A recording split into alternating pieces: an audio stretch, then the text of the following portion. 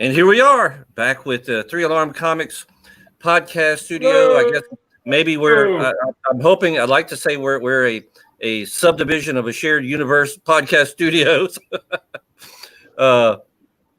And we're doing our little BoozeNDoodle today. Since the drink and draw is kind of a little thing that some other friends of ours do. So we figured Jen Broomall came up with a whole BoozeNDoodle name, and we're going to go and run with it. Today we got people with us. We got Geoffrey Gwynn in the middle next to me, Mr. Pat Broderick all the way over the end there, Ming Chen down at the bottom, and Dave Bain. What's up, everybody? Hey. What's up? How's everybody?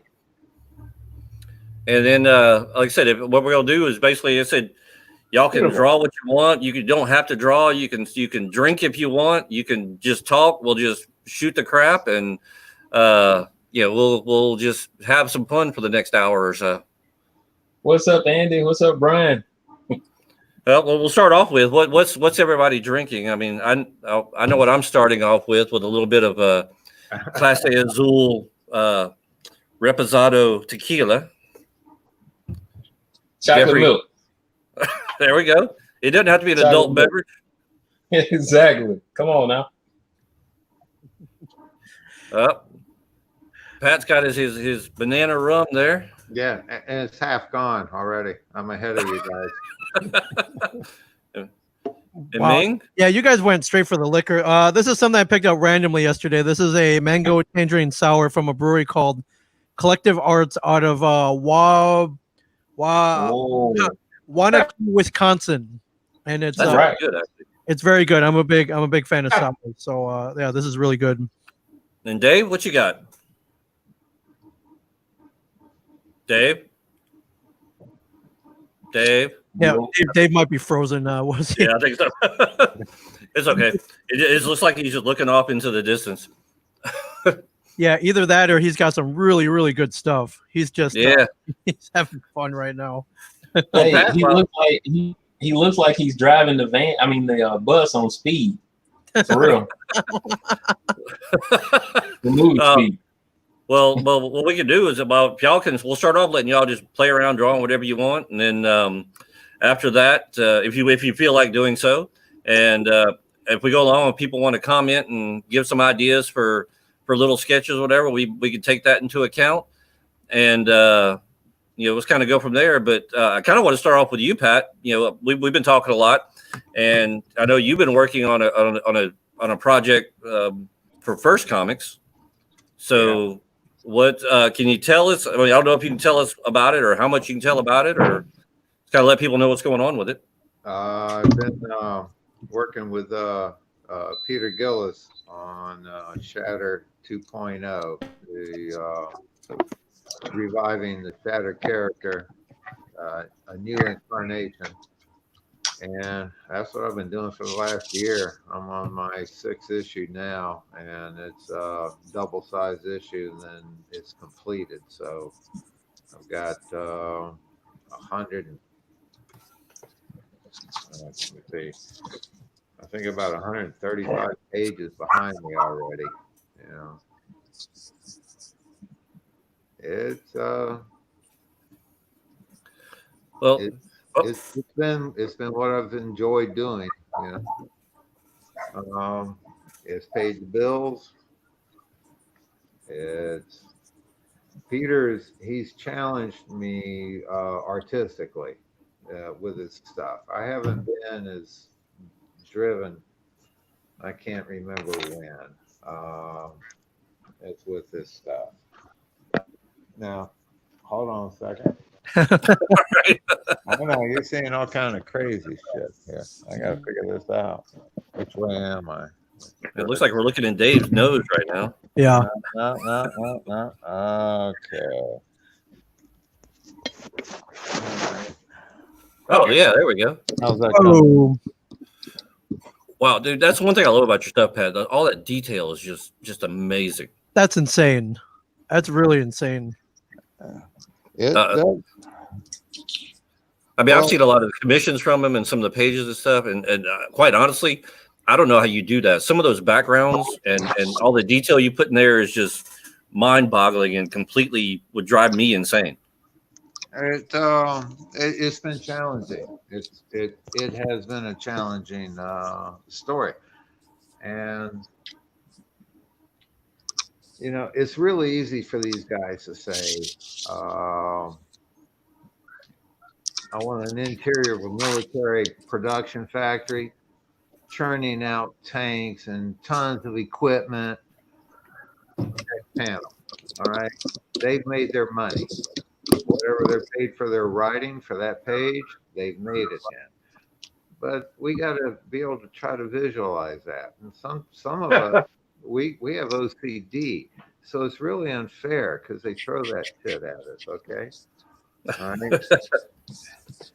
Now, Peter has challenged me from day one on this strip, on this series. He really has. I'm glad to be done with it, but I hate to see it go. I'd like to know that I got another, 7, 8 issues ahead of me, especially right now. Okay, but it's unique, and it's enabled me to really play with storytelling. So very cool. Jay Christopher Gray is on here. He's saying he loves your artwork, and he said he picked up some of your work back when he was in Memphis a while back, and some of the favorite stuff in his collection. Oh, thank you. There's dialogue. I see it. Okay, I have to. Yeah, we got to where we can bring stuff up every once in a while and put stuff on there. So I love these guys. They're always so modest. Like, oh, that was nothing, and it's so detailed, and I couldn't do that in a million years. That you guys make it look so easy. Easy. Wait a minute. Yeah, Pat. No, it's not easy. I know it's one not of his favorite comics is Legion 286. He said, "Great artwork with Some Boy and Dr. Regulus. He's glad to see you're still drawing and love your stuff." Well, I thank you. And again, hey, at my age, if you can get a thank you out of me, you're doing really good. Okay. Kick me in the morning, put coffee in my hands, make sure the sun isn't up yet, and then I start working. Well, no, you're not quite that cantankerous old fart that you used to be, huh? Oh, I've gotten better. Yeah. Like, what you trying to say, Scott? Yeah, that's the worst part is I know him too well, so I know what keeps him grounded and keeps him keeps him in check. And if he acts up, I know I can make one phone call and it'll be taken care of. You do have the audience decide what we're drawing.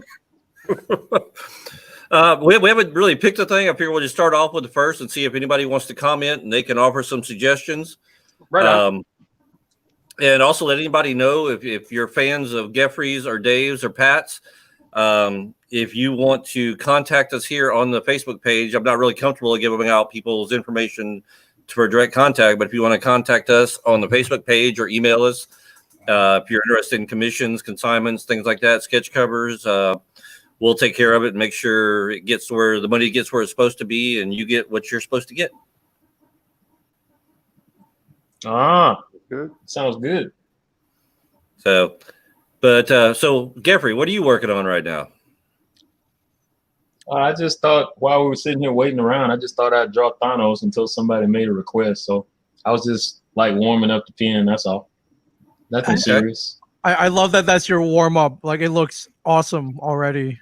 And oh gosh, I'm not even done. You got to wait. I know. Eventually, it'll take shape. I know. Yeah, Geoffrey, I've always been a fan of his style, and I think every time we've been to him, he'll usually walk by my table and drop something off and be like, "Hey, I was just doodling this," and it's always something. Yes, I would. I have everyone dropped off. Well, Geoffrey, can you say who you're working for and what you're working on right now? Right now, I am working on Darkstorm, which is by a fellow by the name of Kevin Grievous, known as Kevin Graveau. You might remember the person who did the Underworld series and I Frankenstein and all of that cool stuff. I'm nearing completion. Right there towards the end, he's a pretty tough editor, and he's pretty tough on me. So he doesn't let any junk get by. So I'm having to rehash and make sure the stuff looks correct. But that's where we're at right now. Coming soon. That's one of the things. I don't know. Me and Jeffrey's been friends for quite a while. But that's one thing that's funny. I see when he does commissions and consignments and stuff like that. Whoever he sends it to, they don't even just get just a consignment thing, but the piece, the mailer he mails it in, is a piece of artwork in itself as well. Yeah, for sure. Yeah, it's okay. I appreciate it, but appreciate it. You don't see all the stuff I throw away. Luckily, oh God, yeah, we'll start calling you Mitch Bird. You don't see the stuff to get. But what Mitch Bird? Pat? Are you still working on the future Nibiru stuff or anything like that? No, actually, no. I have not worked on that for the last year because of the shatter work. Okay.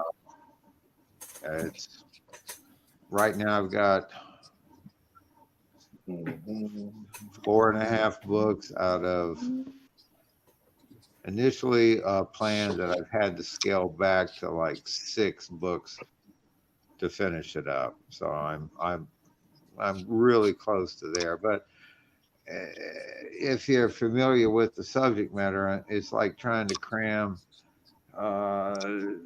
250,000 years worth of stories into 4 panels. You know, so I don't want to. I have to be very selective in how I do this. And also, it was nice to get a job that actually, paid for production, i.e. shatter, as compared to stuff that I can produce and sell at the table of the show. So, it was, things were going great. Like I said earlier to you, Scott, my business plan had to be majorly adjusted for this year, with what's going on. Oh yeah. Yeah, it kind of had to go that way for everybody. Yeah. It has. Well, that's what I was going to ask you. What have you been doing during all this? All this stuff, getting ready, and I like I said, I that's the worst part. I'm afraid to ask what I already know, because like I said, I know you way too well, but they how's things going with your wife and everything like that? Because I know you got to be extra careful. Oh, I have been. I mean, you know me. I'm on top of that with her. I mean, I was worried about this at the end of January when I first read about it, and I looked up Florida to see what were positive cases, and then saw that there were 3 around Pensacola area. And having just left Pensacon, of course, that struck a bell with me. Okay. So from that point on, she's been under a lockdown. She hasn't left this house.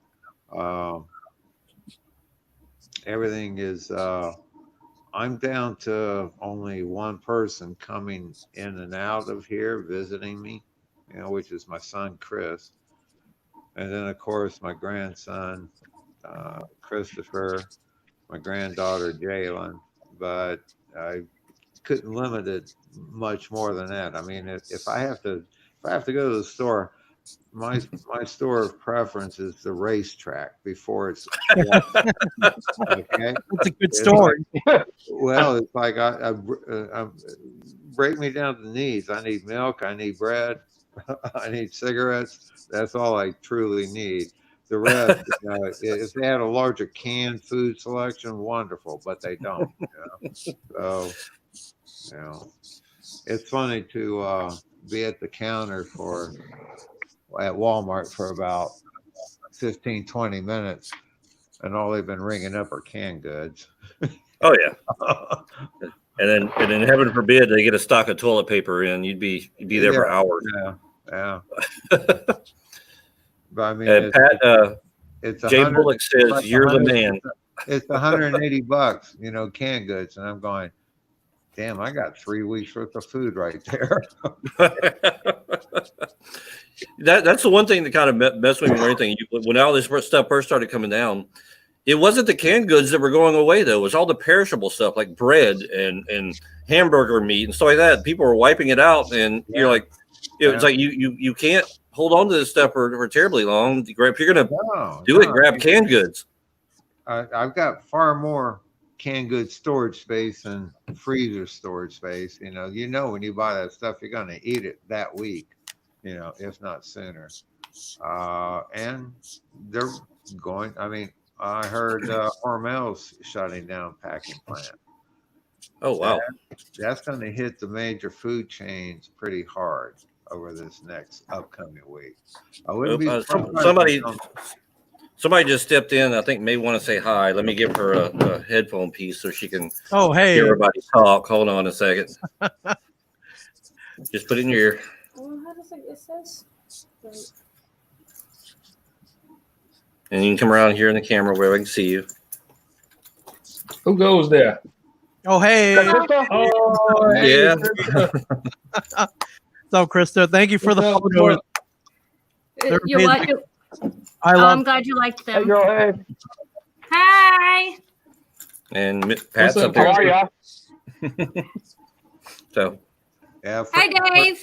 For me, she has to duck right next to your glass. Hey, Krista, how are you? Yeah, you're just under the live. There you are. There you are. Amazing. All right, I was just wondering what color the hair was today. Oh, it's still it's like a prismatic color. It's neon green, blue, and purple. That's awesome. Wow. It was difficult to get, but it was worth it. No better time to do that than now, so for sure. Yeah, of course. I've learned my lesson the hard way. Every time we go out and do stuff, she like the other day, she asked me, she's like, "Hey, you want to go and go order something, get something to eat, and maybe get like a margarita or something?" Like, yeah, that sounds great. Then I forgot that means, hey, you want to go buy me something to eat and some margaritas? I originally genuinely I just wanted to hang out, but then he said, "So does this mean I'm paying for food?" I wasn't gonna say no. Krista, that's what he's there for. Don't let him fool you. Yeah, don't let him. Smart girl. Yeah, you both shut your mouths. Okay, all right. Yes, You know sir. we're right. Yes, sir. Yeah, you know we're right. You know we are right. So You definitely understand with your little girl. Yeah. Pat's got a few. Yeah, Jeffrey's got. Dave's got them too. Ming's got. Look, all three of them, or all of us have got them coming along here. That is true. That is true. So We know. Ming, you've been suffering because you can't go out and eat? Not only do I like to eat food and go out and eat, but I like to make it too. So I've been cooking up a storm as well. I've been trying to support all my local, my friends who have restaurants here who, are taking a big hit, and trying to get everybody else to go to them. Yeah, for the most part, there are things that I miss. Not everything is open, and I think I had sushi for the first time in like 2 months last week, and that was pretty awesome. Right on. Yeah, Cool. There's a sandwich place I really like, and I'm like, dude, should I do it? I don't know, man. Like, do you want people's hands all over like bread and like cold cuts? And like, you know what? I'll wait for the sandwich, I think. Right. They wear gloves. I'm sure they. I know. Well, shout out to Jersey Bites, which I was watching that the other day. They've actually got a thing earlier where this. I guess I'll let you explain it, but yeah. Oh no, that's where I wanted to go. So I don't. What were you about to say? Do they have? Did they come out with a system? Well, I don't know. I was watching the stream that they were doing the other day with the Jersey Bites stuff, where basically she's got it to where you can find out what places are open and where they're at and located. Oh, right. Yeah. There's a woman up here came with a local restaurant locator yesterday, and but it was Jersey Mike Subs is the one that I want, and I was like, dude, I don't know, man. I know they wear gloves, but it's like that's a lot of contact with food. Although I guess like all food, they're gonna touch it. It's not like they're not using robots to make it. So, it's kind of weird. Yeah, we were talking. Me and Pat were talking earlier, talking about the future of conventions and everything like that too. Yeah. And we're like, how is this going to work with what's going on? How are you going to be able to take pictures? How are you going to be able to deal with people wanting to buy but you think, you got the register guy, you got the drive-through guy. Oh no, we're talking about doing a whole new thing where it's almost like a zoo behind plexiglass.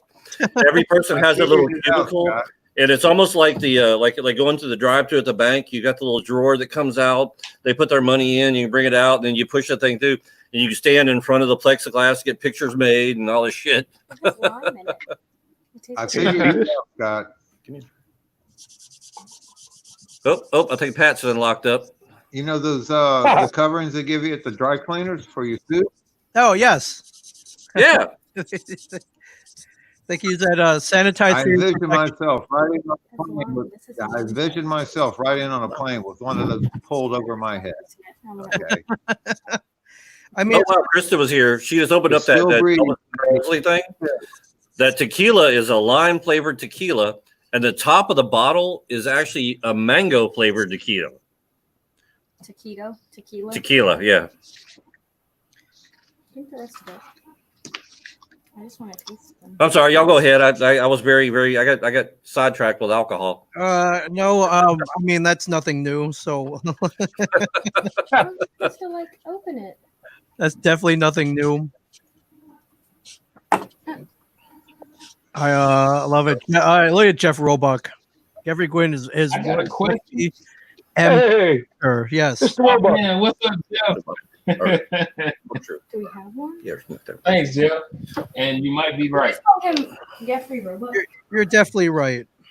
You might be right. I've met the man. I've been in the same room with the man. Yes, you're 100% correct. Oh, I'm going to say you Well, haven't done anything until you've been to the Roebuck house. Next time we're all together, what are you talking about? The Roebuck's house. The Roebuck's house is like Disneyland for adults. You walk. Yes, it is. Secret Exactly right. passages. There are to get to their art room, you have to go through a dark room door. It's almost like a TARDIS going through. They have a cat maze on the outside of their house going all the way around. They said if you go into their master bedroom, the bathroom is actually behind bookcases, so you have to swing the bookcases open to get in. It's incredible. There's places where you push bricks and it opens up secret compartments in the room. It's all kinds of crazy. What?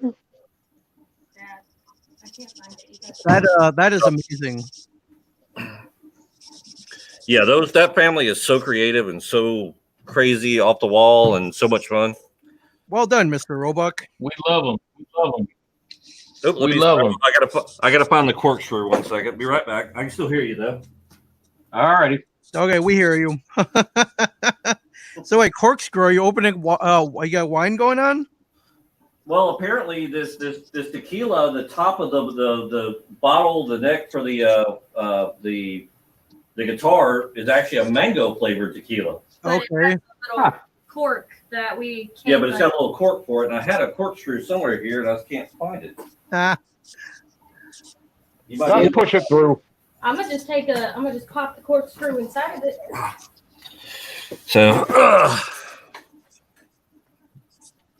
Yeah. oh yeah, actually, Andy said too. They also have a big portrait of their daughter. Is actually a secret door, which goes basically her wardrobe turns into a secret door that she opens up, can go out into the closet. Into the hallway. Hey Dave, Spurgeon Yo, Crosby is asking, what are you drawing? He can't see it very well. Oh, I went with Spiky Thing. I can't remember the issue, but the thing mutates into another form, and known as Spiky Thing. Let me see if I can get the camera in a little tighter. Let's see here. And Pat, what have you got going on over there? Are you just listening in? I can't show you yet because I have to wait till it's ready. Not Oh, ready. okay. He'd have to kill you first. Yeah, he'll have to kill you first. Okay, fair enough. And anybody watching, if you see a piece you want, like I said, you got Geoffrey Stanos, you got Dave's thing, and you have the secret project from Pat, and who knows, Ming may be even drawing something right now. I don't know. I am. I don't know if you can see that, but Oh God, he's got a Lego Indiana Jones. Holy crap! wow, you can tell what it is. That's great. I am not a professional, everybody, but hey, I had to join in. I had to join in. Okay. Awesome, man. Awesome. Now Awesome, that's man. all what you've done. So far, Geoffrey, Pat, Dave, and everybody else who's been a guest here has done our little fire logo here. Like this is John Dell's. So now, Ooh, maybe yeah. I'm gonna do one to hang up on the wall. I've got one from Theo Crane. He's done one for us. I've got one from James Marsters. So we're gonna have to we'll have to get you to do a little fire character for us to put up on our Sparky wall. Awesome, man. Yeah, you gotta be on the Sparky Wall of Fame. That's when you know you've made it. Yes. Exactly. Sparky wall is the end all be all of art exhibits. Yes, it is. Oh, and actually, Bing, before I forget about it, before we get done, we wanted to go over something with you. Geoffrey was trying to share multiple cameras through here, and we're trying to figure out what to do. He's got his webcam, and then he wanted to have one on himself too. But we were trying to figure out how to do it, and So I won't worry about it now. But unless you want to. there is a program called ManyCams, which I believe can do that. So I think what ManyCams does is it tricks your single camera feed into letting you switch between different sources. I have to check it out. I haven't had time to play with it yet. I have it downloaded. I think our friend Brian O'Halloran, Dante from Clerks, has been using it, and it looks like it's pretty cool. So Right on. I love StreamYard, the platform we're using now, and so the challenge is when we all get back, I want to keep using it, when this is all over in the podcast studio, and so I have to figure out how to use multiple cameras as well in the same room on StreamYard. Well, you better, because I want to continue doing this after all this is over with. For sure. Andrew Humphrey, what's up, man? Thank you very much for watching. Thank you for watching this. Thank you for hanging out here. And I love when people are like, man, you're my favorite, and the other guys are there. Mike always gets mad. He's like, I'm standing right here. I'm like, yeah, sorry, Mike. It's not my fault. It's not my fault. Sorry, Mike. Well, I want to bring Pat on one day too, when Mike's available, because I don't with Mike being a big, huge comic fan like he is, especially of the old, the stuff from the 70s, 80s, 90s, stuff like that. I want to get him and Pat on one day pretty soon too. Yeah, for sure. Yeah, Mike's. What are you trying to say? Is he old? Yes. That goes without saying. Mike is old. Yes. Okay. All right. Hey. Mike's not old. Come on now. Get ready. Pat's about ready to whoop some ass. We don't want that. We don't want that. I don't know. I had a question. And I will let anybody. Oh, go ahead, Jeff.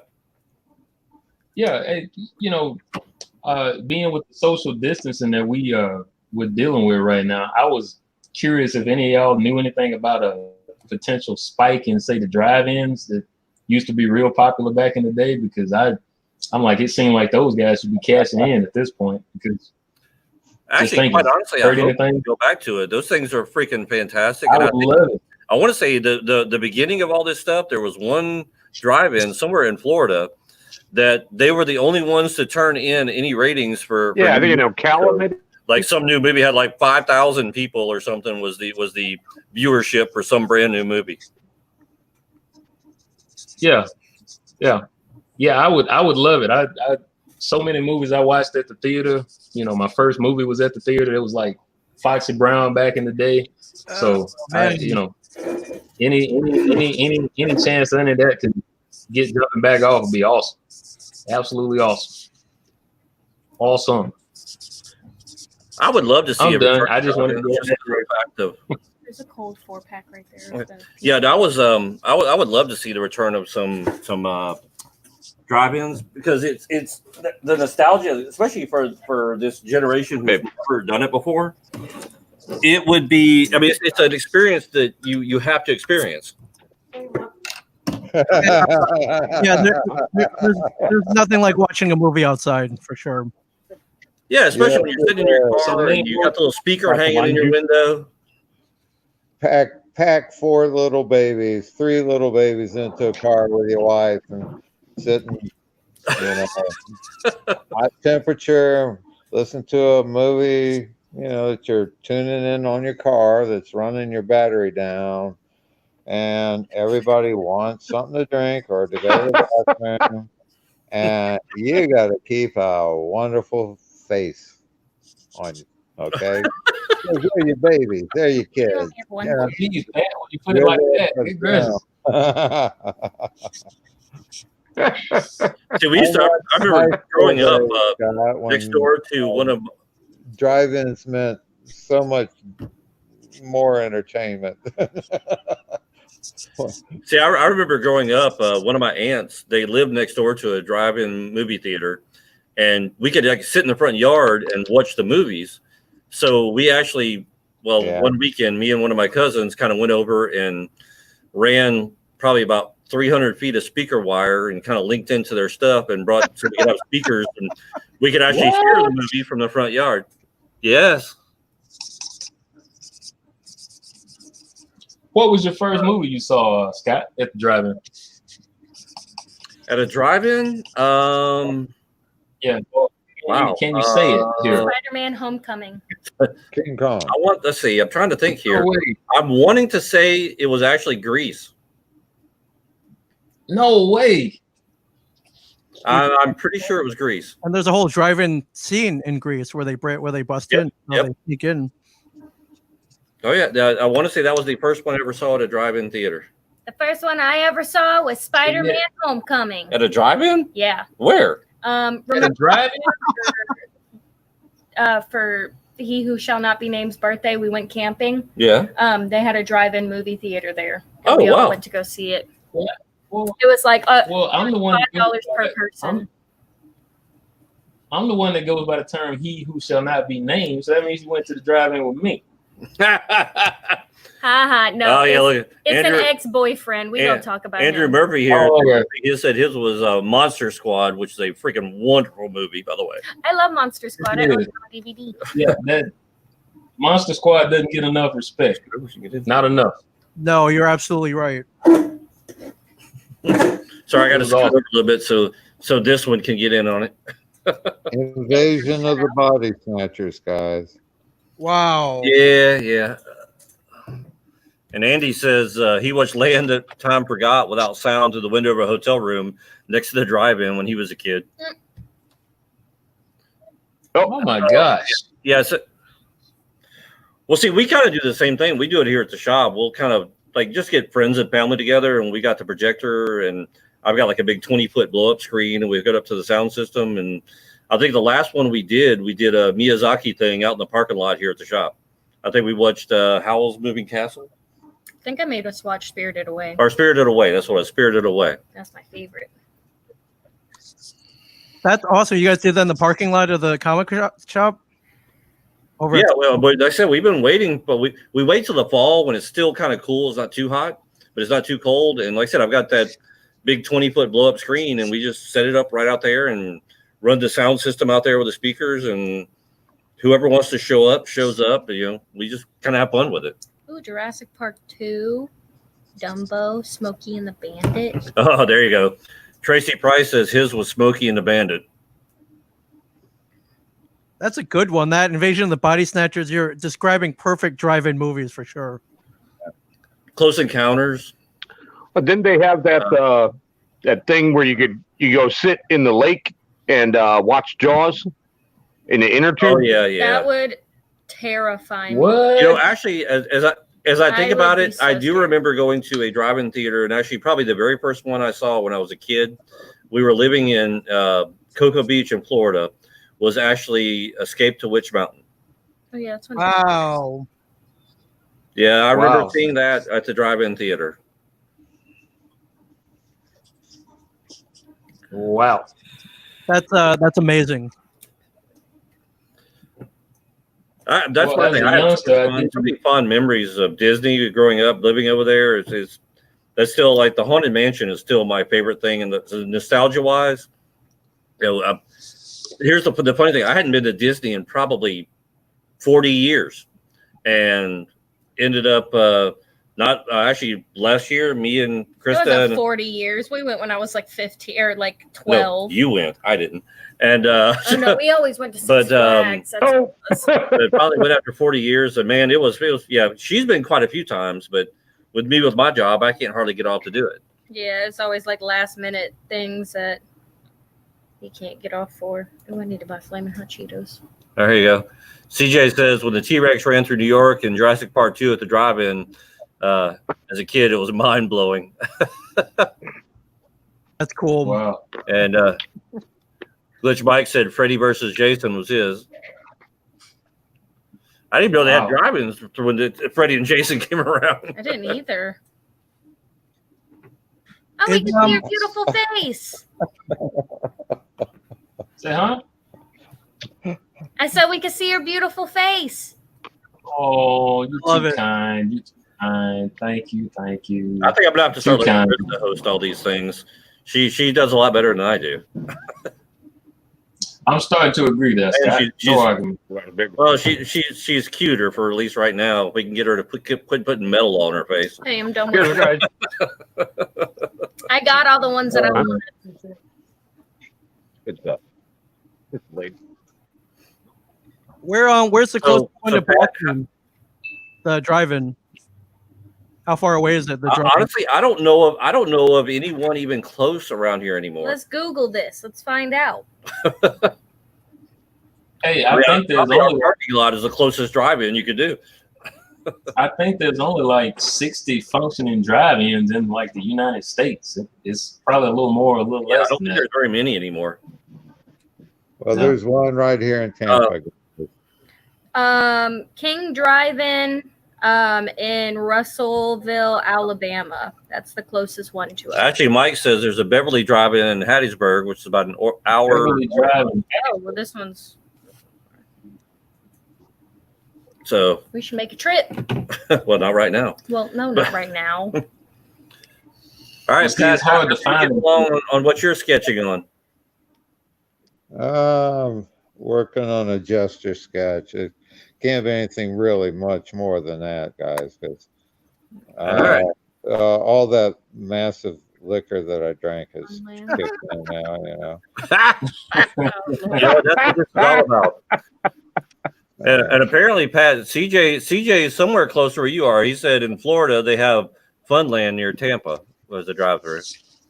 Yeah, Hillsborough Avenue, Funland Drive-In. That thing, the first time I went there, I was probably like 7 years old. Oh, holy crap! Yeah. I mean, some of those sites, they should be treated as archaeological digs. Okay.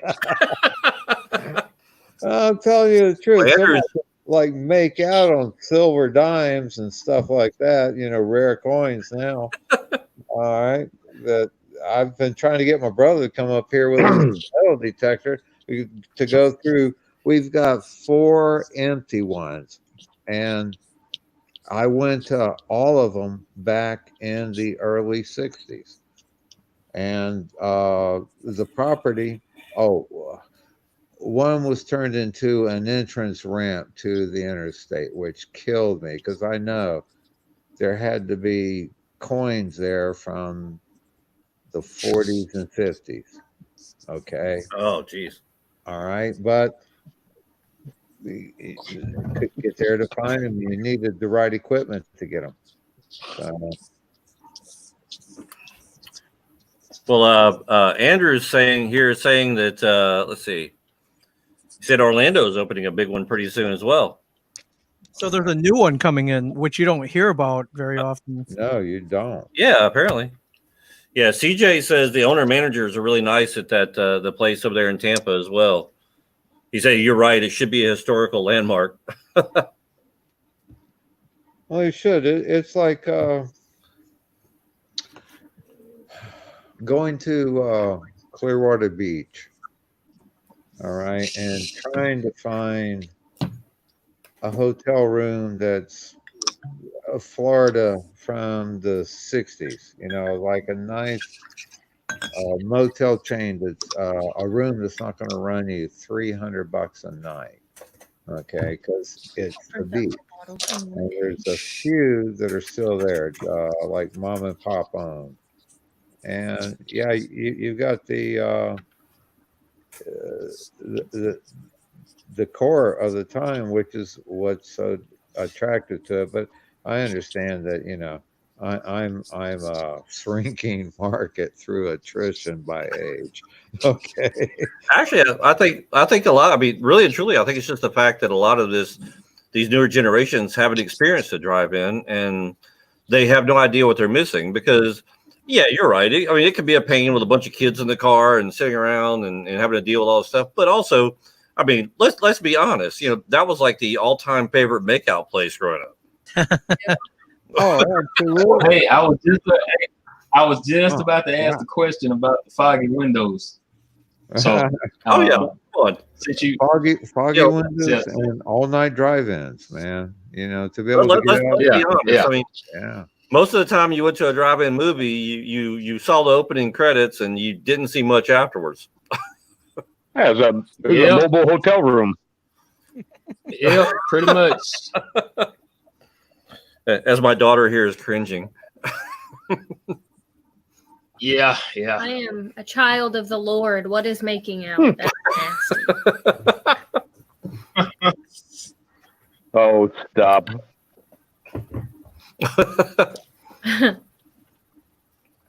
All right, I'm gonna step away for a second. I'm gonna leave you in the capable hands of Krista while I step away right. for a second. Oh, pray nothing messes up. All right. Yeah, don't touch anything or do. Doesn't I'm matter. not. I love it. Where are you working now? I'm still working over at Puff Bellies. I'm a bartender over there. I just got off. I was working, helping out a little bit over there. Hey, why are you laughing? Hey-oh. So wait, Nothing. so people Bartender. are doing like drive-by like cocktail and alcohol pickups? Well, they do. Today it was really slow. I think I had a total of 2 customers and one was my boyfriend, so it doesn't really count. But I mean, normally like when me and Dad go over there just to go eat, they're pretty slam packed because right now our governor did another we're basically on quarantine until May 11th now. Right. So we still have to keep doing takeout, but we had an order of like 54 pizzas today. It was ridiculous. Holy crap! Do you know where there's going to like healthcare workers or who places the order that much? I think it was going to like an apartment complex or something, and they were like having a party or whatnot. Okay, that's kind of cool. Mm-hmm. Huh. Wow. Social Okay. distancing. Yeah, we're great social distancing. Yeah, you heard that we're on lockdown again, right? Yeah. Right. Yeah, actually, well, I was talking with Pat a little bit earlier about this, but I don't know if you found out about this yet, Ming, but Diamond actually, they're supposed to be opening back up for distribution mid-May. May 20th, I heard, or something somewhere about those parts. I know. I was at work at the fire department yesterday, and we got an email saying, "Hey, all of your previous orders have been canceled. Any orders you have, you need to do it by an FOC by midnight tonight." Wow. So I was stuck at work trying to figure out orders. I'm sure I kind of had to overdo it just to make sure I got the stuff that I need for our subscribers. I guess that makes sense. You're obviously gonna have to readjust your quantities at this point after such a layoff. So that was cool that they let you do that. Plus, it kind of clears their system, so I guess that makes sense. That's easier for them as well. But yeah, so you're scrambling then. I think every comic shop's scrambling to get in new orders right now. Well, quite honestly, it's been kind of weird because of the fact, I mean, just like any comic shop will tell you, it's the the newest stuff that comes in week to week, that's kind of what pays your bills and keeps you open. Right. These the back issue sales and stuff is actually the profit that you make and things like that. But throughout all this, I don't know if I've just got some great clientele or you know, and I do. Great clientele. I think so. I do have great clientele, but you know, considering everything with our landlord helping us out with the rent and everything else, you know, and plus the fact that I'm very lucky over the fact that I don't need this to survive. I have another job that it pays my bills. This is actually something I've always done for fun from day one. And I've never taken a penny out of this shop. Everything goes right back into it. Taking a penny. But it's the good thing is our clientele has come through in between eBay sales, online sales, and the occasional person just calling up saying, "Hey, you know what? I want to put $100 down to pay for my stuff whenever it comes in or whatever is there left." Oh, that's cool. We've actually been very, very, very good with it. That's awesome. We thought about doing gift certificates, but honestly, the gift certificates, we couldn't sell a single one, but every single person said, "Hey, if you'll invoice me for X amount of money, how about we just put that on credit towards my stuff for when things get back and going again." So we've been very lucky with it. And I got to say, the people that visit comic shops or any type of pop culture type shop are a very unique breed. And I am very lucky and very happy to know the people that I do through here. Yeah, I know everyone's like, "Hey, you can buy gift cards," but it's so uncertain. You're buying gift cards for something you don't know if they're gonna when they're opening up or if they're gonna reopen. And I mean, I would get if you're hesitant on buying any kind of gift card or gift certificate. And I remember one year Mike bought me a gift. How's the stash doing, Ming? It's doing all right. Obviously we just shut down 5-6 weeks ago. So any reservists, we're mailing out their comics. Our phone lines and emails still open, so if anybody wants to order anything, we'll still send them out. Mike has started a blind box program where you can buy like a $25 box, you get $40 worth of stuff, and it's tiered, and you get a signed 8x10 from the Comic Book Men. And that's awesome. You're guaranteed to get one item signed by Kevin Smith. So not only that, but I think one of our last streams we were all doing, Mike let out that was it Kevin bought everybody's subscription boxes. I was just about to bring up. Yes. So all of our reservists, he paid off all their comics. So which is pretty crazy. He bought everything. Doesn't that money technically then go back to him? And yes, it does. But it also means he's not making money. So it was a pretty generous gesture.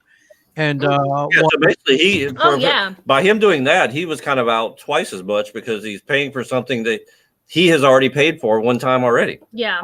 Right. Just not taking any profit on it. But it was every so often your loyalty actually does get rewarded. Like not every time, not always, but sometimes it does. Well, I would say that. So with Kevin doing that, and I think there was another. There was a Colin Bunn or somebody else did that or whatever in their shop in Texas. Like Donnie Cates. But I got to thinking about that.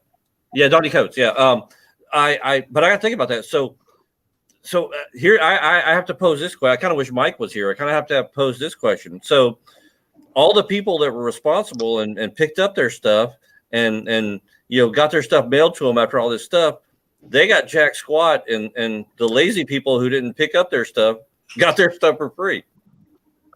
Good point. Wow. So it's good. I'm not really sure how that worked, but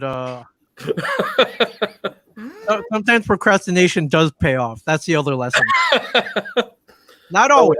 Before I forget, well, while they're good Lord, hold on, Jeffrey. What are you working on now? Just joined Catwoman right quick while we were talking. So that's all. Oh, geez. Nothing big. Freaking good. Yeah, she's beautiful. I appreciate it, man. You too biased there, man. Calm it down a little bit. By golly. I appreciate it. All right, bro. we got CJ asks, what are our favorite comic runs right now? Great drawing and conversation, and thanks for making his day better. I'm sure he wasn't including me in that, but What? Actually, that's a good question. I mean, I can answer mine right off the bat. Probably being a big Legion fan. I guess the whole Dark Side War stuff. That's probably the most fun I've done. What you got? Oh, all right. Hold on. Before we go anywhere, before I say anything else, just as you know, we have a vape shop next door to us. Okay. And their distributor sent them a bunch of masks, and rather than sell them like some of the other local stores around, they actually are giving them away to people. So he just brought us a bunch. So I will tell you right now, anybody on here that needs some masks, if you want to contact us, they're basically they can't be that much to ship. I think there's 4 in each one of these packs.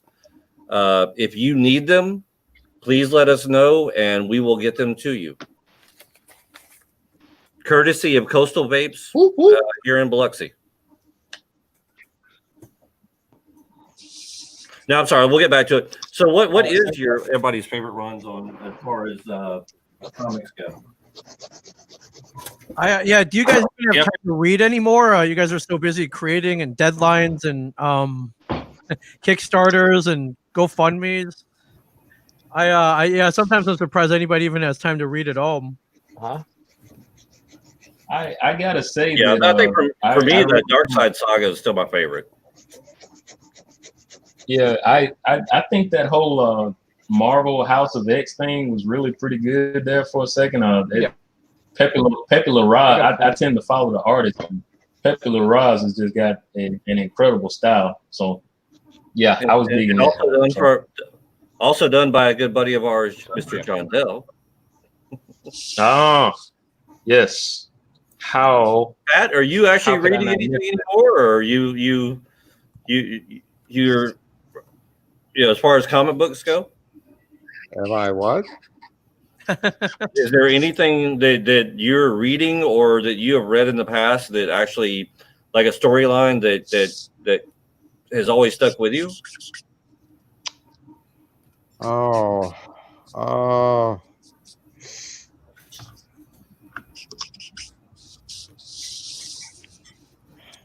I think that's hard to comment on, Scott. I know, tough question. Yeah, I mean, I love the early Stan Lee, Steve Ditko Spider-Man run. There was stuff in the early '60s that still both suspends your reality when you read it, and you've been entertained for a dime. Okay. I'm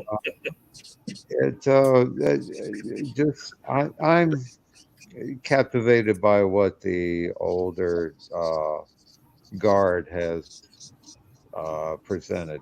I still fall in love with a Gil Kane story that I have never seen before, and that's where my interest is. As far as reading what is current, I haven't read a current title in, I'd say, 10 years. Oh, wow. Okay. Yeah, I'll be honest with you. That's one of those things too. I think I may have lied when I said Mike Grell was the first person I could recognize his artwork, but I think Kurt Swan and Kurt Schaffenberger are probably the first two, because I loved and Bowling too. I loved their unique styles, which was unlike anybody else, and it just brings me, every time I see it, it brings me back to a day of me reading my dad's comics or some of his older stuff and just loving them.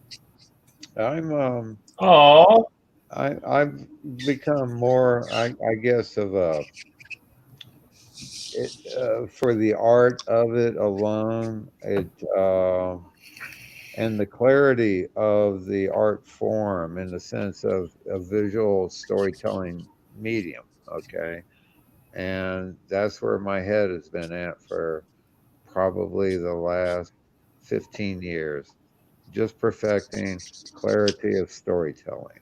Well, you come from a school of thought that's not like a lot of other comic artists. You're actually from the advertising, graphic design stuff too.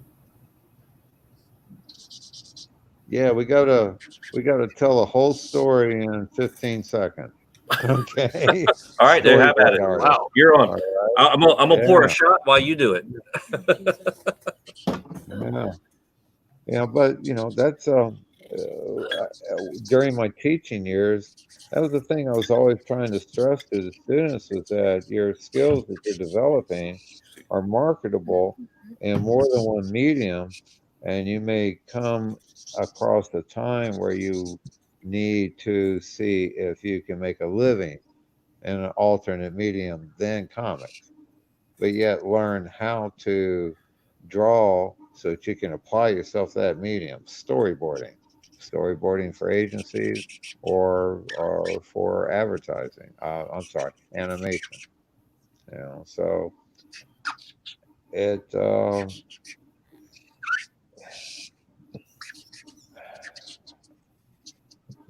it's Storyboarding is beautiful. well, I also Love it. and this is something that I've had to understand and accept myself is you're restricted to your location. If you're on the West Coast, you have many more opportunities than if you're on the East Coast. Though there's still excellent storyboarding money to be made in advertising.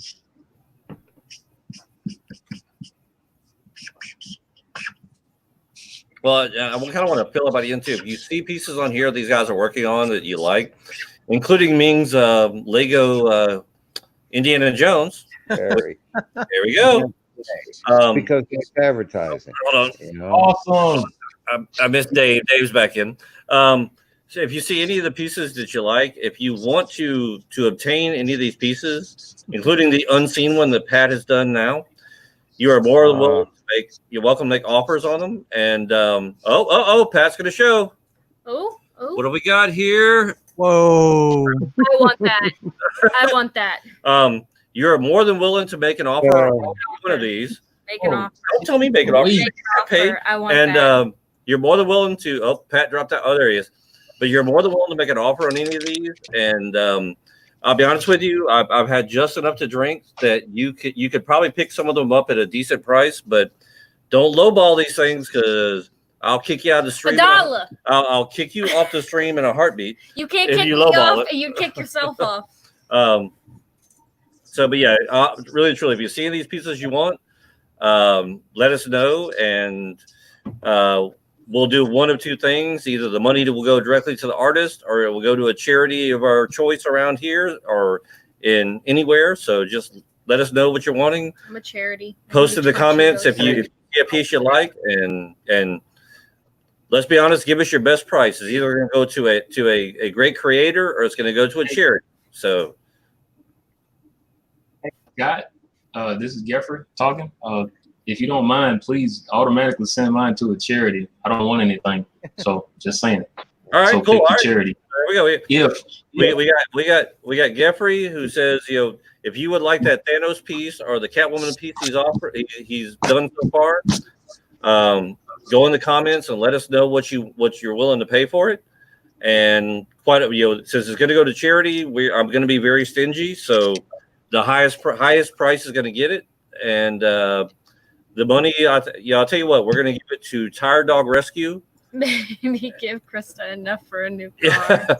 I have a new car, thank you. I'll tell you, we're gonna give it to Tired Dog Rescue, which is a local rescue here that we got our dogs from, and they specialize in dealing with older animals and animals with behavior problems and rehabilitating them to get them ready for adoption. So they do also get puppies in very rarely, but they don't deal in those very much.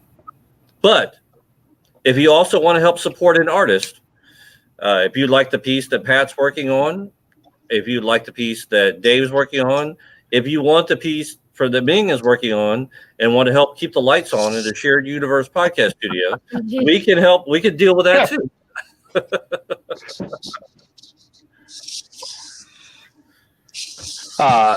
Kind of go back and talk about the one fella's questions about like what are the some of our influential runs of what we like to read and that kind of thing. Mazzucchelli and Frank Miller's work on Daredevil is something that I always grew up with and enjoyed. Norm Brayfogel's work on Detective Comics is unbelievable. Of course, Pat Broderick's work is phenomenal as well. Obviously, we're very lucky to have him here in the studio. And then you can't dismiss Goran Parlov and Garth Ennis did a Nick Fury, My War Gone By. It's a Marvel. I mean, these are all older books, but stuff that's I think relevant and available at Three Alarm Comics, and probably actually stash as well, and at the secret stash. But I would say, honestly, Dave, something I'd love to turn you on to is something I love, and I didn't appreciate exactly till a little bit later on in life, was a lot of the Vertigo stuff, the Neil Gaiman, Social, the Garth Ennis Preacher, things like something it's a little more adult in nature, but that stuff is actually very good. And actually, and something else, which is there's something very underrated, but now is actually starting to gain a little bit of popularity because rumors of TV shows and movies, which is something actually Pat worked on, which was Captain Atom.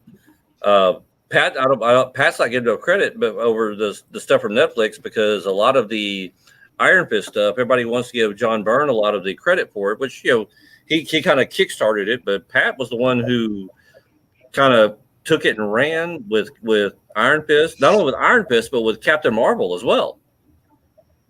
I mean, Pat. Stuff on Captain Marvel was the iconic Captain Marvel. When I think back and think of Marvel as a character, Pat, your stuff is my go-to. Oh, well, thank you. That was the era of the Kree Captain Marvel storyline that I really did enjoy. I was a big fan of, will always be a big fan of Gil Kane's work, and he started the series. And then following it up with Starlin's art, which opened the whole Thanos trilogy, I guess, or epic. Being a young kid at like 19, I had the benefit of working in comics and being a comics fan at the same time, if you understand what I'm saying. I hadn't left fandom behind when I started working it, so I was delighted to work on the Captain Marvel series, and the Iron Fist was it was fun. I had a very short run on it. Larry Hama on it from the origin. After Gil Kane again, I believe, if my memory serves me correctly. And I think I only did like 3 issues or 2.5, so I can't take much credit for that, except perhaps introducing John Byrne to Marvel at the time.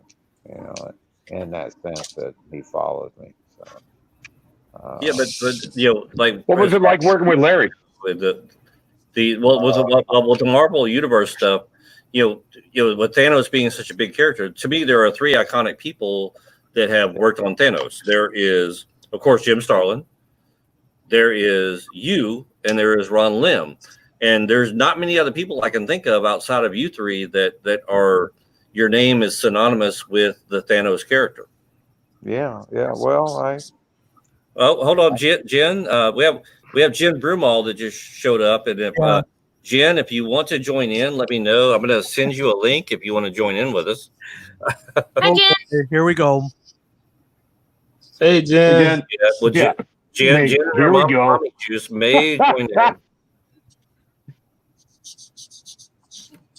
But yeah, Pat, you are. I mean, honestly, a lot of our characters that we have made it to the movies and things today, your name is very synonymous with. Like I said, between Iron Fist, Green Lantern, Captain Marvel, even though the stuff that's in the theater is not the Captain Marvel most comic book people know and understand, but your name is in the annals of history. I mean, you're iconic note along with it.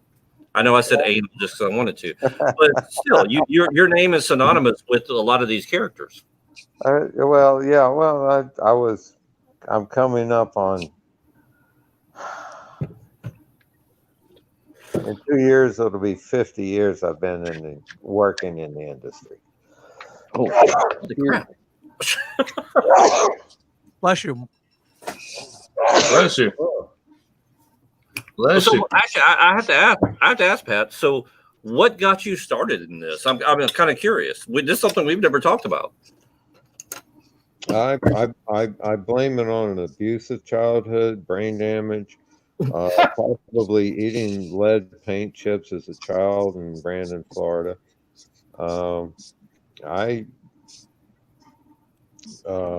Growing up, in seriousness, I had a drive to draw as soon as I realized that I could draw.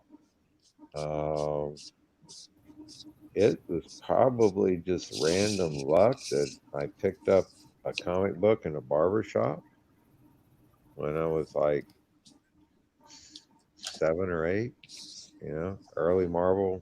I think it was Fantastic Four, maybe Ant-Man, Tales for Sonic, and from that moment on, I got hooked on comics. I got the bug, as I call it. And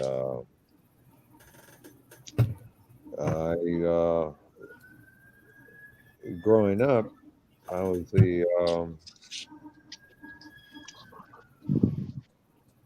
youngest of 5. Okay, so I had a lot of solitary time on my hands.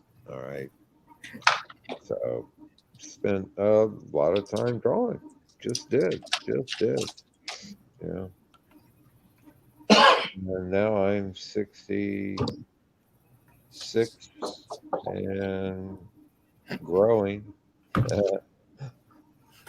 and I'm still turning out pages of art. I'm still compelled to draw comics. Now, there was a time I didn't draw comics at all. And I want you to know that when I was just doing advertising work, I was miserable. I was not happy just doing advertising. It just seemed so meat house. I mean, it was Hey, Kev. in, out the other, and concepts would be cut up and you had to produce and make it ready for the next day. So the grind just wore me down. Drawing. Comics is much more satisfying as far as a creative outlet. So, Well, Pat, Catherine is still saying to say hi to you and Miss Pat. You met Catherine quite a few times, but the last time was over at the house over in Pensacola. Hello. And then Claude Parrish is saying he met you at Dallas Fantasy Fair back in the mid '80s. He couldn't afford original sketch back then, but last time you came here to 3 Alarm Comics, he brought a commission and a Catwoman drawing. So times do change. Very good. Yeah, actually, I think the first time I ever met you, Pat, was in I think it was in Orlando at MegaCon. I didn't know you back then. I was just a big fan of your stuff, and through Steve Scott, ended up getting to know you and becoming friends with you. Yeah. And I started off. There's actually still a piece of artwork that hangs on the wall. I think I showed you last time you came. I have a Captain Marvel piece which I commissioned from you at Dragon Con probably 20 something odd years ago. Dragon Con. Sorry, MegaCon. Excuse me. I'm sorry, MegaCon. And that's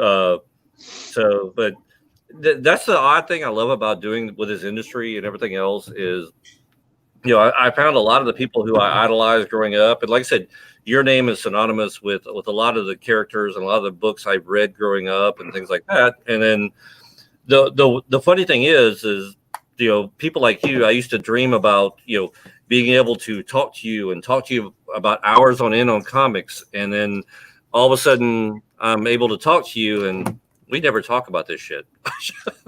We talk about what's going on with well, no, honestly, we talk about the stuff that matters, not the stuff that Sure.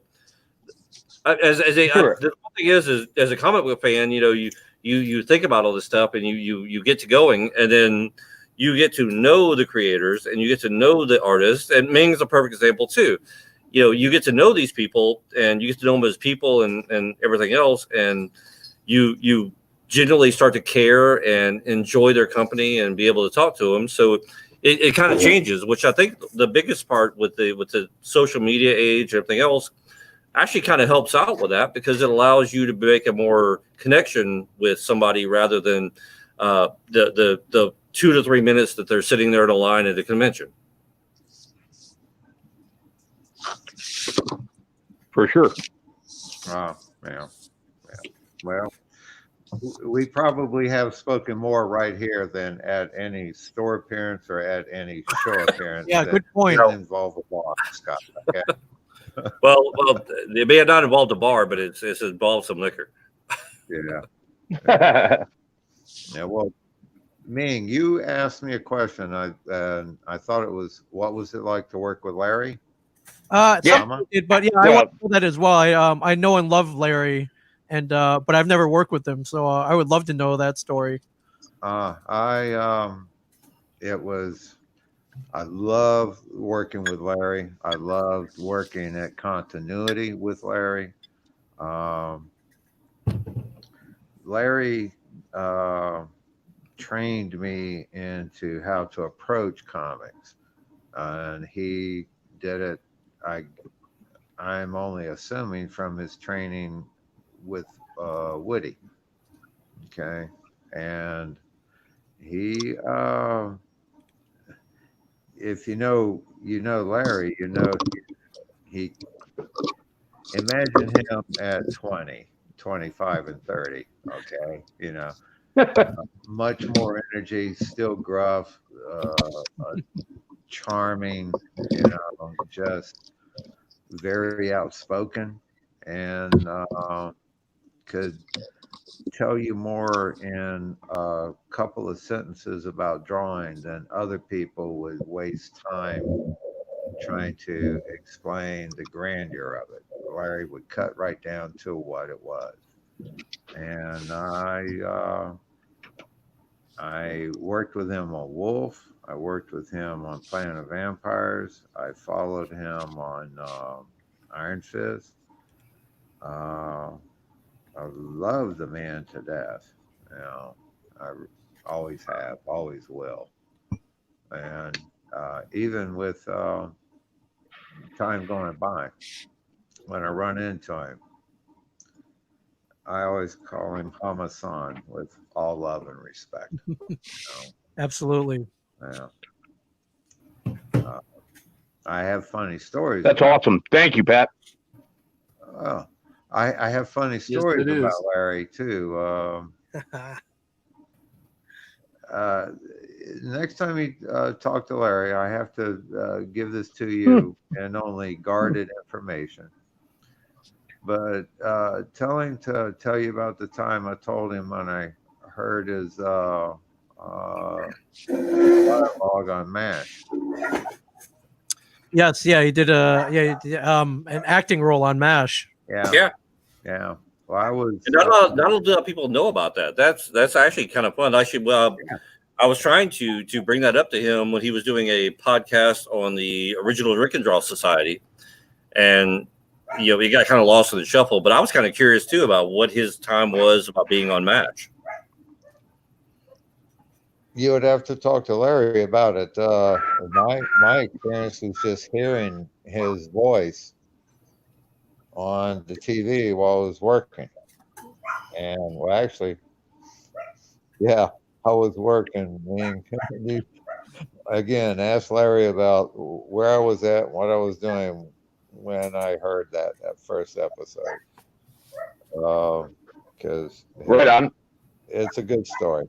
It's a real good story. But I'd love to have Mitch Bird come on. He, dude, I remember. So, Pat, how long did you live in New York when you were with Continuity? Oh shit. oh, I lived in New York from when I was 18 till I was 20. So I would think I was 70. Oh God. Fall 73, 74 up to 77. Yeah. Yeah. Well, I don't know how you want to deal with this question, but I'm going to ask it anyway. Oh, hold on. Here we go. We got Jen coming in. There you go. There's Jen. Just for a second. Oh boy. Now it's all over now. All right. The boys' club is over. I know. I know. We got the beauty amongst the beasts. Yeah.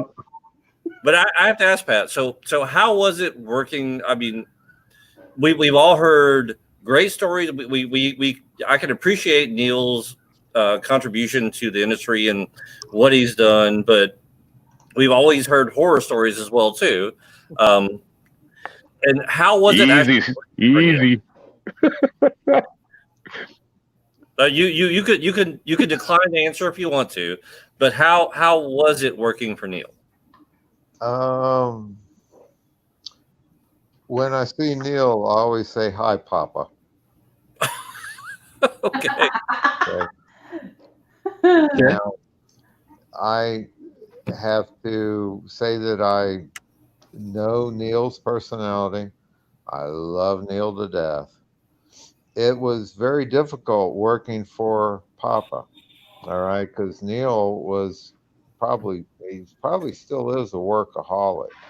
Mm-hmm. And I would work 72 or longer hour shifts at Continuity. Wow. Working on storyboards, on coffee and caffeine. That's it. I mean, 72 hours is a long time, but we're constantly turning the stuff out. And the thing is, Neil would never say no to a job that came in. I didn't understand then what I do now, which was it took a mutiny to say no. Screw you. We're not working Christmas, okay? And let him suffer the consequences of it. Because he would always ask, and I would always say, "Sure, I'm there," you know. And we enabled him to do that. Now, working with Neil was it was getting master degree instruction in art and in advertising, you know. So I was 17, 18 years old. I haven't even been to community college. I was grateful to be there, you know. So it taught me a lot on how to structure my learning and how to learn. Because I just came from high school, Florida, you know, Hillsborough High School. So I went from there and jumped into that pond. And very grateful with the instruction, the guidance that they gave me. You know, I wouldn't be doing what I'm doing today without it. So, okay. Well, actually, Claude Parrish is asking about a certain guy named Arlen. I'm guessing it's Arlen Schumer. If he was as sweet and lovely as he seems to be online. It's all fake. All right. We're gonna hold on. Let me get rid of that. We will not answer that question. No, I'm joking. I don't know. You the answer to that question. I was going to say, I think in connection with Neil and the conversation that maybe I'm making a connection between Arlen's name and Neil's name and things that were said and done. I don't know. Okay. So, All right, so Claude, you will not get an answer to that question right now, and possibly. Dave, that looks awesome. And Joffrey, I love it. I'm sorry, Oh, I'm yeah. googling the art, so. And by the way, anybody tuning in, we're going to try to do this. And it is also the BoozeNDoodle name is came from Jen, and this is going. She is the genius. You're the one that created this. I get 10%. Yeah. So 10% of nothing is jack shit, and I'm getting exposure. Exposing myself. High fives. Sure. I'm getting exposure. But like, you will get great exposure. I'm like, I can expose myself. Wait, what? No, stop. People try to pay you an exposure. No, we are not going any further. No, let's stop this right here. But if anybody wants to join in, we are going to do these BoozeNDoodles. Thank you, Jen. We are going to do these, at least once every week, depending on. As far as the quarantine is going, we are going to do these at least once a week. After that, we may do them once every 2 or 3 weeks. But we are going to continue our BoozeNDoodles. Once again, thank you, Jen. And we're going to have fun, like kind of what we're doing now, and just drink way too much. Well, I'm going to drink my fancy tequila. Ming's going to drink his sours, and Pat's going to drink his that. And Jeffrey's going to drink his chocolate milk. Dave's going to drink his beer. And Jen is going to have her mummy. Right. Chocolate milk. And we are planning on bringing in different people every time. We're lucky enough to have Jeffrey, Pat, Jen, Dave, Ming, and Pat. Except Pat twice because you're a good guy. But we're going to try to do this at least once a week, and let you see a different side of us. I love it. This is fun. Thanks. All right. Well, look, I'm Well, going absolutely. to everybody good night. Awesome. I got to get my dinner going. I got to get dinner going down here, guys. All right, Pat. Well, thank you for coming by and we enjoyed it. I enjoyed it. I will be doing this again, Scott. So Absolutely, and I'll give you a call really soon. We'll I think I'm gonna try to do something with me, you, Ming, and Mike Zapsik. I think Mike would probably actually enjoy it. Probably have a lot of questions. Oh, for sure. That we're not even thinking of that might even befuddle you. All right. For sure. Great seeing you, Pat. Stay safe. Thank you, man. We'll see you guys later. All right, Pat. Good seeing you. I'll call you soon. I see the leave button. We'll see you guys. Good night. All right, I'll kick you out. There you go. If only that button existed in real life. It's like, I'm gonna get out of here. Boop. See you later. Or if you want someone else to leave. I didn't realize. Well, a friend of mine was starting to use StreamYard, and Leave. he owns a shop over in Mobile, Alabama, and he actually posted the link for all of us to see to join in. And I was like, dude, just be careful with that, because now you got tons of people jumping in. And then I figured out you could kick and ban people. You can. Yes. Thankfully. Oh my God. You can. Well, like I was telling you before, I really think that, and if anybody's listening, Ming Chen is amazing. He animated our logo and did a lot of the other logos for a lot of the Shared Universe podcast studio clients. If you go through and look at his page, he's got all of them on there. And I'm not trying to build you up or anything, but it was a freaking amazing job. And actually, like I said, like even when I mentioned about wanting to put different music on, which we started this stream off with, I was like, hey, what can I do to do this myself? You're like, hey, I'll take care of it for you. Yeah. So if anybody's interested in doing some of that stuff, you can contact Ming at a Shared Universe podcast studio. Oh, let me bring Dave back up. You can contact him there, or you can email him or message him on Facebook. Find out what his rates are to do it, because they are freaking wonderful. They are a sight to behold. I mean, you totally amazed me. It was simple animation, but it was a lot of work on your behalf, and I really do have to say thank you for that. Oh, of course. Yeah, absolutely. I might hit you up actually, because I'm struggling with rebranding for my stuff. So I would love to help you out, Jen. Yeah, I'll talk to you and I'll get your rates. I won't sit there and be like, you get so much exposure.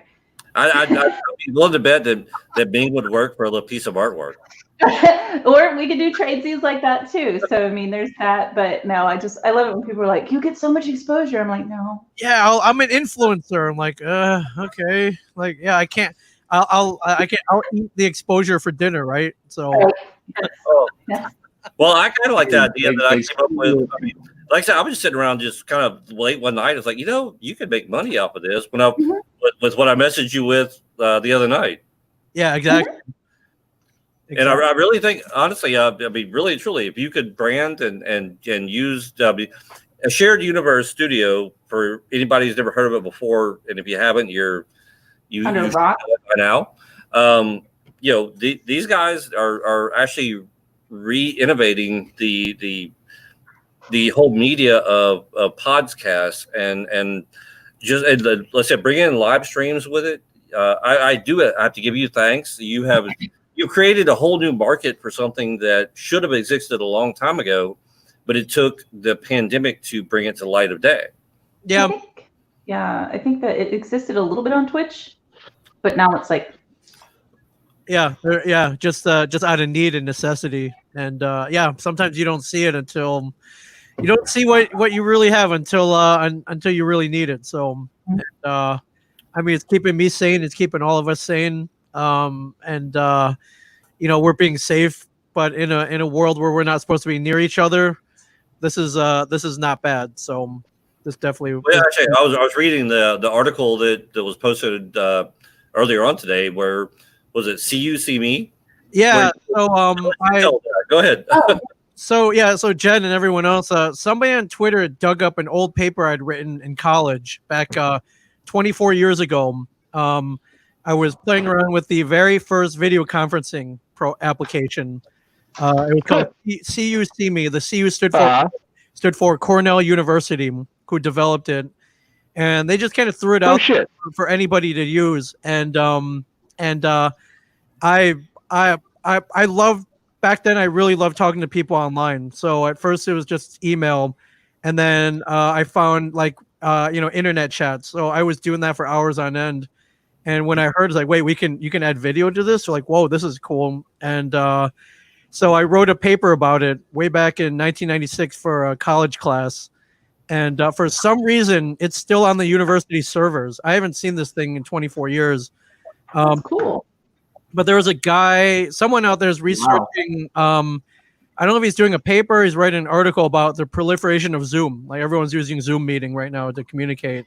And he stumbled on this article and he posted it. And I was like, holy crap! I forgot. I totally forgot I written about this. But it's funny. You can read the words of Ming Chen circa 1996. And you can see that not much has changed. Like I was a total nerd back then. I'm a total nerd now, and my excitement over whatever. My favorite thing of the whole article was the fact that it was a unheard of frame rate per second of 1.7. Yeah, 1.7 frames per second. If you got like close to 2 frames per second, you were lucky. Like you were on a internet connection, and it was all in black and white. There was no color. Oh yeah, all pixelated. Yeah, I mean, and you're like, oh, this is awesome. I remember when I was helping out Thomas and Barry when they were doing the guys that own Inferno Studios. The very first computer I ever bought my own money was at the time it was the top of the line Pentium 75, and it had a whopping 1.08 gigabyte hard drive. It was so big that they had to put the 0.08 into it. And I had to pay extra to get the Jazz drive added to it.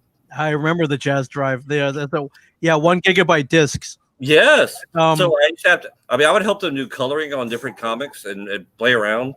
And they're like, hey, if you'll do this, and believe it or not, I do have credits on comics.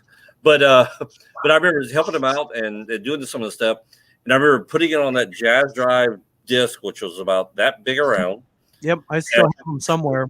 Driving it an hour north of here, and it took them 3 hours to load it up online to their people doing it. I put remember the old dial-up sound? Yes. It sounds like you were like killing something in your computer. I use it as a ringtone on my phone as a joke. Scare the hell out of my kids. My very first computer, I remember using a cassette tape drive. I remember that too. It took 10 minutes to boot up. That was like you need to put in it was a cassette tape with the boot up sequence. And it took 10 minutes. I mean, I was listening. I was like, do they have an 8-track drive? I know that one better. I can rewind at any time. Oh, that's terrible. Terrible, right, terrible. So I know you got to leave very well. You got to leave it in about 10 minutes. Yeah, what are you doing after this? I'm hopping over to Infinite Realities, is another comic shop that is run by some friends of mine, and they're doing kind of like they're not doing an artist alley thing. They're doing more of like artist interviews. So kind of like when you were questioning artists at a panel. So this is over with. I can come over there and ask rude questions. Yes. Yeah, I'm on there right now. It's Ming's like yeah, Tucker, Georgia. And no, Ming has a podcast. He's got a stream. He's got to do after this too. But I like the photo they used of you. It's definitely selling this live stream. So. And yeah, I was like, where'd you get that, baby? What's that? Huh? Hey, Ming. Ming, what is it you're doing? What you have a stream right after this? Oh no, back when we were shooting Comic Book Men, when we were shooting every Tuesday night. Ming. Yes. So every Tuesday night the cast and crew would get together and we would play poker, and one of the degenerate gamblers of that crew figured out a way to do it online, and. You have games. Oh, how do you join? I have money. Oh, did you go to Cornell? I did not go to Cornell. I went to the University of Michigan. Wolverine. Yeah, which may not, it may not be as prestigious per se, but I feel it's better. So you're you're gonna be doing you're doing online poker. Oh, right on. Yeah. Somebody figured out how to connect Zoom and Poker Stars and have it go all and Venmo and so how can we tune into that?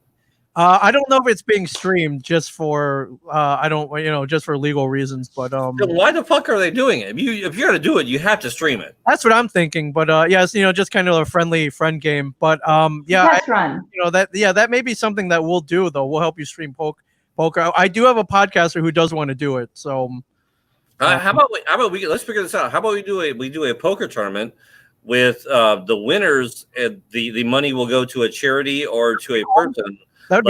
You get to bet a piece of artwork, or you get to bet a print, and we'll all be involved. And we don't personally win. I'm so in.